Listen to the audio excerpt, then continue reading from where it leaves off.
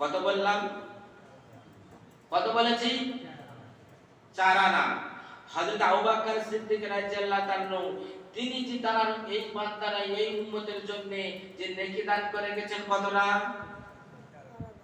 কতটা? তারা নেকি দান 4 আনা। এই বুঝতে পারছেন তারা 4 আনা। বৈজ্ঞানিকরা রিসার্চ করে তারা দেখলো ভারতবর্ষে নয় সারা পৃথিবী জুড়ে আল্লাহ রাব্বুল আলামিন আসমানে কত তারা তৈরি করেছে। মোটামুটি ওটারা হিসাব লাগিয়ে দেখলো যে সারা পৃথিবী জুড়ে বর্তমান জামানায় এখন 850 কোটি মানুষ আছে। কত আছে? 850 কোটি।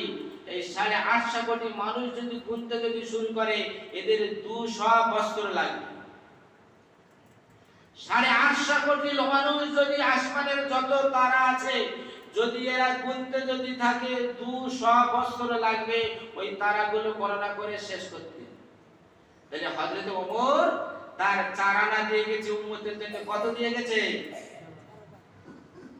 কত দিয়ে গেছে? গুনে শেষ করতে পারবেন? বিশ্বনবী মুহাম্মদ রাসূলুল্লাহ সাল্লাল্লাহু আলাইহি ওয়াসাল্লামের প্রথম খলিফা হযরত আবু বকর।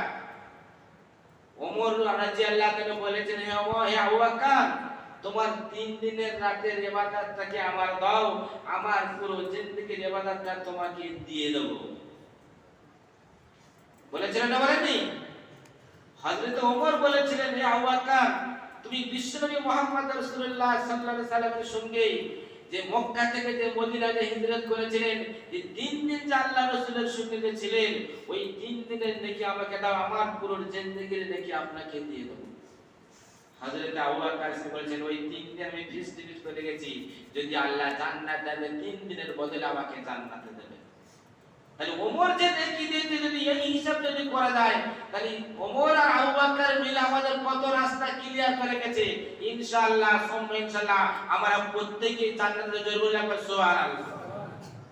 তাহলে উম্মতের জন্য তারা বিশ্বনবীর উম্মতের জন্য সাহাবারা কত চিন্তা করে আমাদের জন্য একটা ফিস্ট করে গেছে। সেই সাহাবা রাসূলুল্লাহ আজকে সাহাবাদের নাম শুনে রাদিয়াল্লাহু তাআলা কেন বলতে হয়?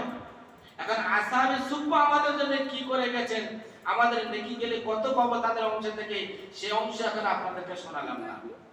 তাহলে সেই সাহাবালা জিন্দেগি যদি আমরা দুনিয়ার বুকে যদি কাটাতে যদি পারি, ইনশাআল্লাহ আমরা কেউ জাহান্নামে যাব না। আল্লাহ কোরআন পাকে প্রথম বলে দিলেন, ফাম্মা মান সাকুলাত মাওয়াজিনু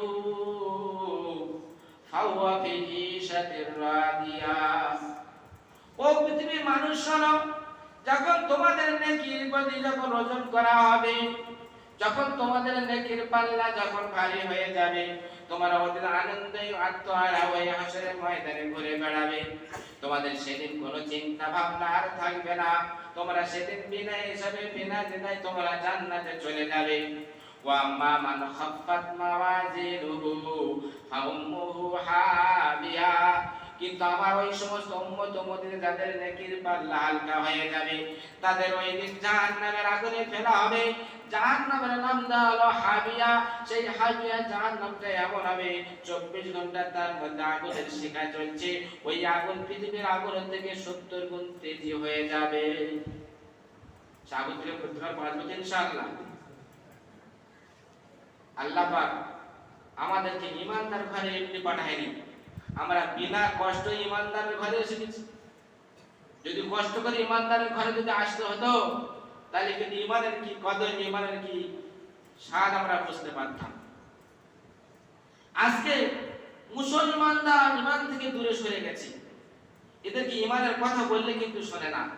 আমি গত জুমায় বলে গিয়েছিলাম যে নামাজের বাইরে কটা ফরজ আছে সেটাই বলেছিলাম, মনে আছে কি? ওই মনে আছে? তাহলে এবার সপ্তাহ বলে দিই ভাই নামাজের ভিতরে কটা আছে। আমি আমার জিম্মা থেকে তো খালি হই কমছে কম। সেদিন তো আমার কাছে ধরতে পারবে না। ইমাম সাহেব সব কথা বলে দেন, কিন্তু নামাজের বাইরে ভিতরে ফরজ কটা কথা কিন্তু আমাদের শোনায়।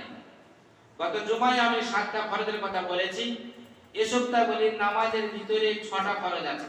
কটা আছে ভাই? 6টা। 6 আর 7 মিলে হয় 16টা। কটা হয়?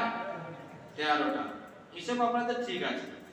তাহলে 13টা ফরজের মধ্যে যদি একটা ফরজ যদি ছুটে যায় কিন্তু নামাজ হয় না। তো তাহলে বাইরের টাকা যে 6টা 7টা আছে আপনারা সবাই জেনে ফেলেছেন আর জেনেই গেছেন। যদি কাল কিয়ামতের ময়দানে বলেন যে আমরা জানি না, এই মসজিদের মল্লিক পড়ে এত লোক সবাই সাক্ষী দেবে যে মসজিদে বলেছে ও সারা শুনেছে, ফের আলমিত্য কথা বলতেছে, ভুল বলেছে ঠিক বলেছে। আমি একটা কথা কেন বলেছি বলতে এটা পরে বলবো। তাহলে দুনিয়ার মুখে যে ফিতরত মানুষের আছে যে কথা শোনার পরে ভুলের বাহানা করে তাকে কাল কিয়ামতের ময়দানে সেই ফিতরতে কিন্তু থাকবে না, তার জন্য জমিন ও সেই এলাকার লোক সাক্ষী দেবে। আজ হয়তো দুনিয়ার মধ্যে বেঁচে থাকতে কারণ সঠিক কথা জানলে সামনে সাক্ষী দিতে পারেন না, কিন্তু সেখানে ফেরেশতারা থাকবে। নাম্বার 1, নামাজের ভিতরে যে ফরজগুলো আপনি মনে মনে উপরে নিয়ত করেছেন, এখানে তাকবীরে তাহরিম বাদা। নাম্বার ভিতরে যে 6টা ফরজ বলছি, নাম্বার 1